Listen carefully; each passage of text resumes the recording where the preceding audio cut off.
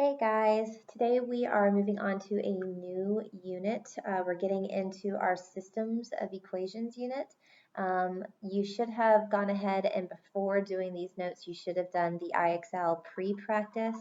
That was our opening where you should have done the 8th grade IXL Y.6. So it was just practicing again that process of plotting a line by plotting the Y-intercept and then using the slope as a direction to move.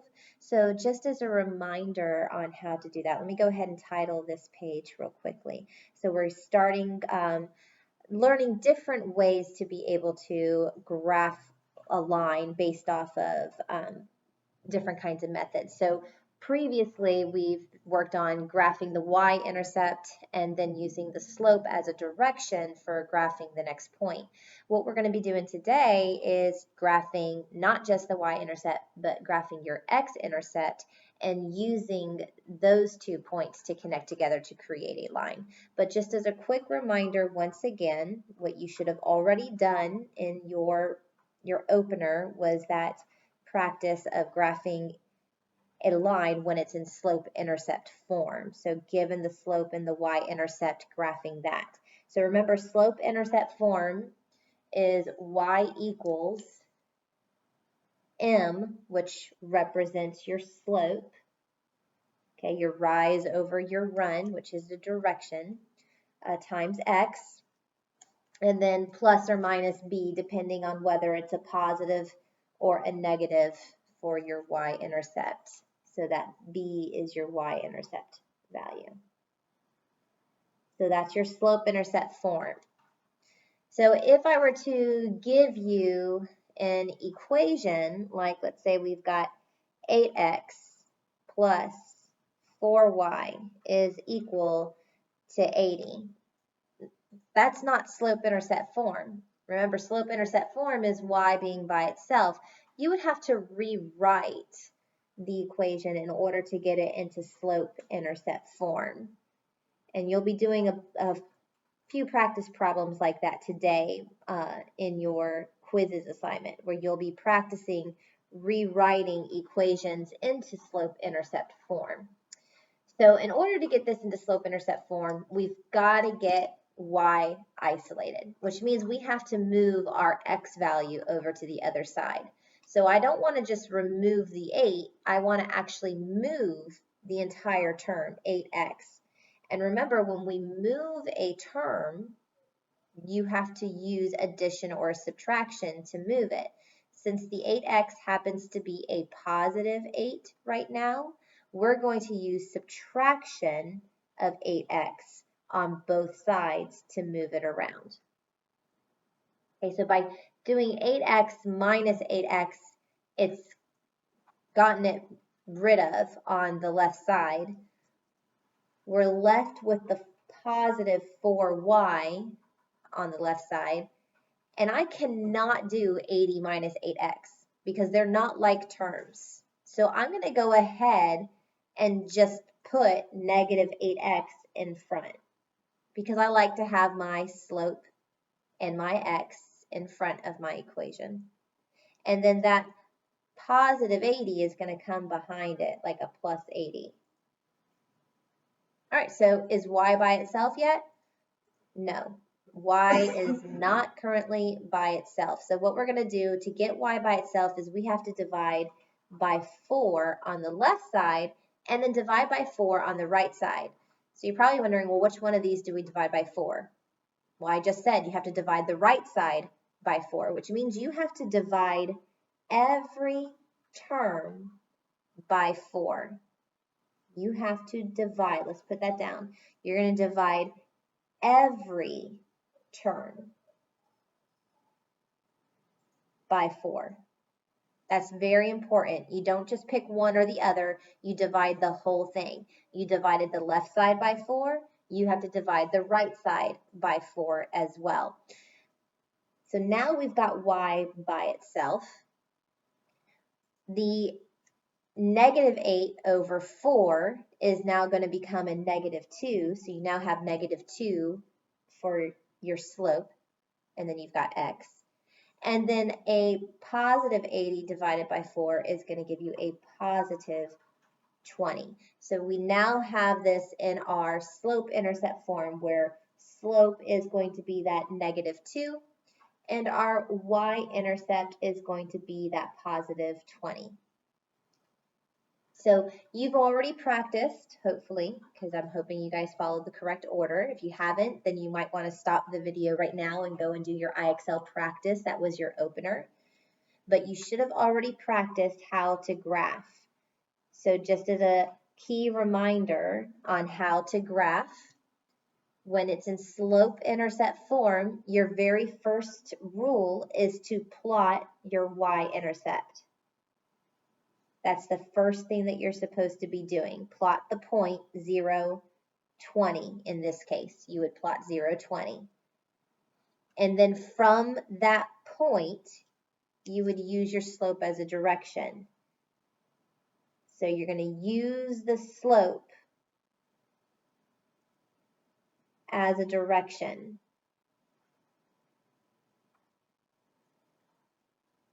From the y-intercept. Okay, so you're starting at the y-intercept and you're going, whatever direction it's supposed to be. So in this case, our rise is a -2 and our run is a +1, which means we would be moving down 2 units and to the right 1 unit. So if I were to go downward 2 units and to the right 1 unit, that would lead me to the next point being 118. That would be my next point. Or you could do the opposite. You could make the 2 a positive and the 1 could be a negative. I apologize, my dog is crying in the background. I'm so sorry, guys. You can make the 2 a positive and the 1 could be a negative. So that means instead of going down and to the right, you would go up 2 and then to the left 1. Up 2 and to the left 1, which means it would take you to a -1 and a +22. So either of those points could be the next point, and then you would plot them together and it would form a line. Either of those would work. Okay, so that's how plotting from a slope-intercept form is supposed to be. All right, so now let's move on to our actual material, which is the intercepts, talking about your y-intercept and now your x-intercept. So we actually have an x-intercept as well. So just like the y-intercept is the point that we cross over the y-axis, the same thing is true for your x-intercept. So the x-intercept is the point that you're going to cross the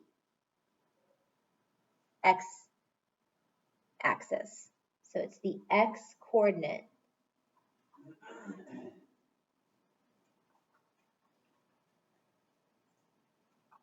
of the point where you cross, or where the graph crosses,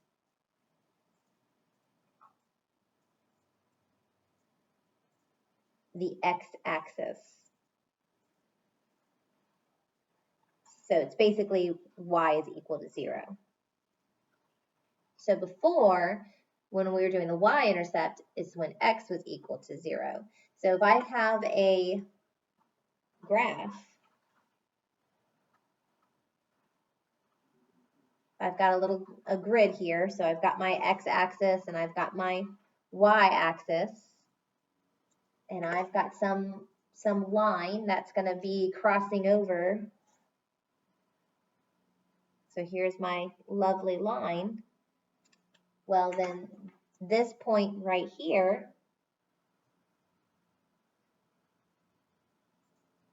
this is going to be my y-axis, or not my y-axis, my y-intercept. That's when x was equal to 0, right? X is equal to 0, and then we follow the y-intercept up. Okay, and then the point right here this is going to be my X-intercept. And that's where y was equal to 0. Okay, so we didn't go up or down any. We're at the origin right here, and then we just moved to the right. So we did not rise or run, or sorry, rise or fall. We only went to the right side. So that's where y was equal to 0. Okay, so let's take a look at some examples on how to solve.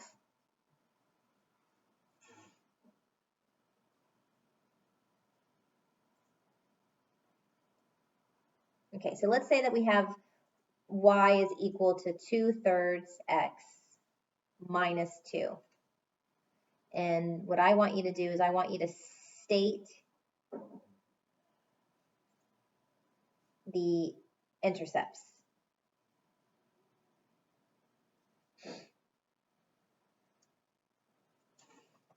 Right now that's a little mess up. So state what the intercepts are. So if I'm starting off with y is equal to 2/3 x minus 2, well, right off the bat, I already know what my y-intercept is. What's my y-intercept? This value right here, right? Remember, this is slope-intercept form. This intercept happens to be my y-intercept. So my y-intercept is 0, negative 2. It's a negative 2 because it was a minus 2. So there's my y-intercept. Now, to solve for my x-intercept, all I have to do is plug in y equals 0 and then solve. So remember, the equation was y was equal to 2/3 x minus 2. So if I replace my y with a 0, I now have 0 is equal to 2/3 x minus 2. So now I just solve for it. The first thing that I would actually do to solve is add 2 to both sides. When I add 2 to both sides, it's going to give me 2 is equal to 2/3 x. And then the last step is just to divide both sides by 2/3. So we would divide both sides by 2/3, and then that would give me my x-intercept. So x would be equal to 3, because 2 divided by 2/3 is the same thing as saying 2 times 3/2. Remember, division of a fraction is just multiplying by the reciprocal of that fraction, or the flipped upside down version of that fraction. Okay, so you would wind up getting x is equal to 3. If you don't happen to have a calculator at home that does the fractions, so if you don't have the TI 30XS at home, now is a really good time to go ahead and either purchase one, or you can try and Google for a online version of the TI 30XS. You can try that as well, but now would be an excellent time to invest in a calculator that does fractions and negatives. All right, so if we get x is equal to 3, that would be our x-intercept. Our x-intercept would be at the value 3, 0, 3, 0. Okay, and then from there, if I was to ask you to graph this, let's say I wanted you to graph these points. I'm sorry, I don't have graph paper. I'll have to go run out and get some graph paper or order some graph paper real soon. But I didn't bring any with me when we all had to leave school. Sorry. But if you were to have to graph this, 0, negative 2, let's say that here's where 0, negative 2 is located. And then 3, 0, 3, 0 would be located maybe right on over here. And then we would just plot the points together, and that would give us our line. Okay? Okay, so let's go ahead and move on to another example on the next page.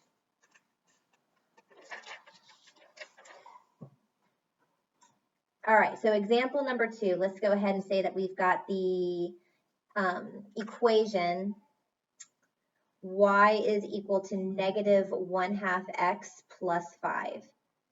Okay, so again, I want to go ahead and identify what my intercepts are, potentially maybe even graph them if I have enough space to be able to just do a miniature graph. So once again, your y-intercept, that's the really easy one to be able to identify. So the y-intercept in this case happens to be at 0, 5. Remember, your y-intercept is when x is equal to 0, what would y equal? So y would be equal to 5. Okay, for your x-intercept, to go ahead and solve, remember we're going to replace your y value with the 0. So we're replacing y with 0. That's when y is equal to 0. So we get 0 is equal to negative 1/2 x plus 5.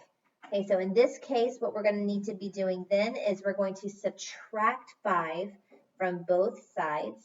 That's going to give you a negative 5 is now equal to a negative 1/2 x. And then, of course, your last step is to go ahead and divide both sides by a negative 1/2. Well, remember, a negative divided by a negative is going to give you a positive. And then negative 5 divided by negative 1/2 will give you a positive 10. So your x-intercept is going to be at 10, 0. Okay, so again, if we just did a really quick graph, we'll say that this is 1, 2, 3, 4, 5, 6, 7. And we'll say 1, 2, 3, 4, 5, 6, 7, 8, 9, 10, 11, 12, 13. All right, so our y-intercept 2, 4, 5 right here. This is where our y-intercept would be located at. And then our x-intercept would be 2, 4, 5, 6, 7, 8, 9, 10. Right here, 10, 10, 0. Okay, so there would be our 2 points, and then we would go ahead and connect them, and it makes sense. This is a negative slope, so it should be a negative sloped graph. Okay? All right, so that's one way of being able to solve for your intercepts. If it's already in slope-intercept form, pretty easy. You know the y-intercept right away, and then you just have to solve for the x-intercept. But sometimes it's not in slope-intercept form. Sometimes it's in a different format that we like to call standard form. So standard form is the format of ax plus or minus by is equal to c. Okay, where a, b, and c happen to be number values. Okay, so in this case, let's say that we have the problem 4x minus 3y is equal to 24. So that's the standard form. Your a is 4, your b is a negative 3, and your c is a 24. Okay, so in a case like this, it's actually really easy to be able to solve for your intercepts because we know that the x-intercept is when y is 0 and the y-intercept is when x is 0. So all you have to do is just get rid of the x or the y value in that case. So for my x-intercept, remember it's y would be equal to 0. So if the formula or the equation was 3x minus 4y is equal to 24, if y is equal to 0,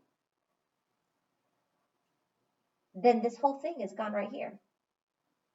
Because what is negative 3 times 0? 0. And 0 is gone. Okay, so then if you're in a standard form, your x-intercept, you just get rid of the y, whatever the plus or minus by is, just get rid of it, and you're now left with just the equation of 4x is equal to 24. You divide both sides by 4, and you get x is equal to 6. So your x-intercept is at 6, 0. And then you would do the same exact thing for your y-intercept. With your y-intercept, it's when x is equal to 0. So you have that equation 4x minus 3y is equal to 24. Well, guess what? 4 times 0 is just 0, so that's gone. So you're literally left with negative 3y is equal to 24, and then you just solve. Divide both sides by negative 3, and you get y is equal to negative 8. So 0, negative 8. And then plot the points. So when it's in standard form, if you need your x-intercept, you hide that and solve that equation. If you need your y-intercept, hide the x and solve that equation. It's really, really simple. Okay, let's try another real quick one. So we've got example 4. I'm just trying to squeeze it in down here at the bottom. Let's say that we've got negative 5x minus 2y is equal to 10. Okay, so I want to solve for my x-intercept, and I want to solve for my y-intercept. So again, if I have negative 5x minus 2y is equal to 10, I'm just going to go ahead and rewrite that on both sides. Sorry, bless me. Okay, so for solving for the x-intercept, that means the y is going to disappear. Ooh, allergies. Okay, so we now have negative 5x is equal to 10. We would divide both sides by negative 5, and we would get that x is equal to negative 2. So negative 2, 0. Same thing for here. If we're solving for the y-intercept, that's when x is equal to 0. So if x is equal to 0, that negative 5x is going to wind up disappearing. You're then just left with negative 2y is equal to 10. And you would then just divide both sides by negative 2. And you'd get y is equal to negative 5. So 0, negative 5. Works out real simply. All right, so all you're going to be doing today on a quizzes activity, you will be solving for your x-intercepts and y-intercepts. You will have to also rewrite equations. Some of them that are in standard form, you're going to have to rewrite them into slope-intercept form. And then there will, of course, be a graphing questions as well. Just kind of like a little mixed review of everything that we kind of covered here today.